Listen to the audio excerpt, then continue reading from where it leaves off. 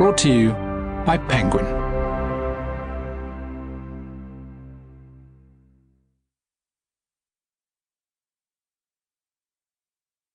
Spellbound by Leighton. Read by Kristin Atherton. Someday, you will be old enough to start reading fairy tales again. C.S. Lewis. The Lion, the Witch, and the Wardrobe. Part 1. The castle walls hummed with magic. The king's hounds ran whimpering to their kennels, and the milk in the kitchens soured. The gulls nesting in the turrets soared and dived through the sky in sudden eddies. The flowers in the gardens wilted and drooped. The magic stretched to the very edges of the small island, where waves rolled and sucked at the rocks. Even the sea drew back from the pulse that rang through the air.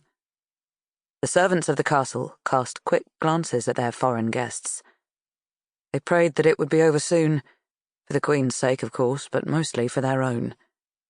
It was late summer, and the king should have moved to his hunting lodge in the north, but he had delayed the royal household's departure so that his child could be born at Mount Isle. At first, the servants had thought it an honour to welcome the long-awaited firstborn, but they had not anticipated the Queen's strange guests, travelling from her homeland to bless the child.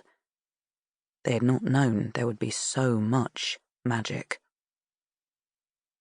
The fishermen, who lived in the stone cottages that clung to the cliffs of the mainland, tutted over such customs. All this pomp and ceremony was not the Bavonian way. The king's mother, may she rest with the great Creator, had been caught unawares by the early birth of her son.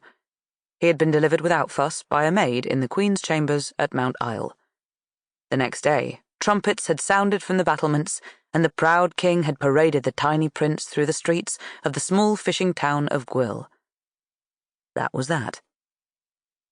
It would not be so bad if the whole thing were not taking so long. The Queen had been confined to her chambers for almost 3 days, and her guests had started arriving the moment she yelped and clutched her stomach with the first contraction. Her homeland was at least a whole moon's travel away, and no one wanted to ask how the guests had managed to arrive so punctually.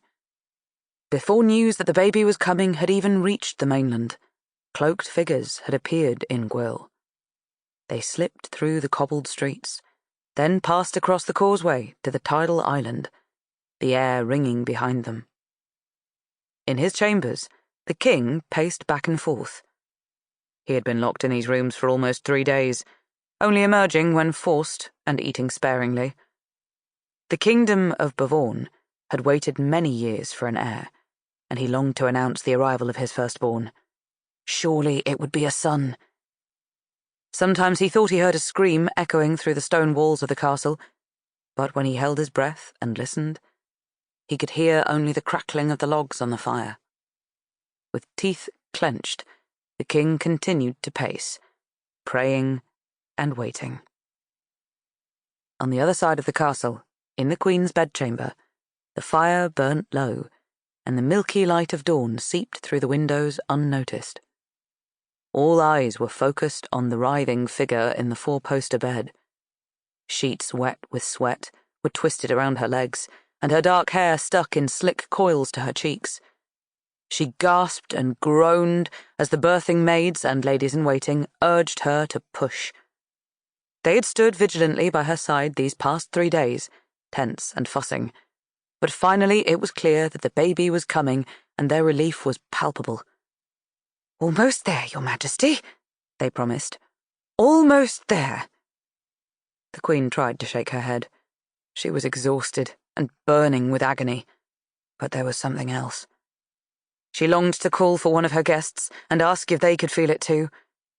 But she had heard her ladies-in-waiting whispering about the strange, cloaked figures in the castle, and she knew such a request would upset them.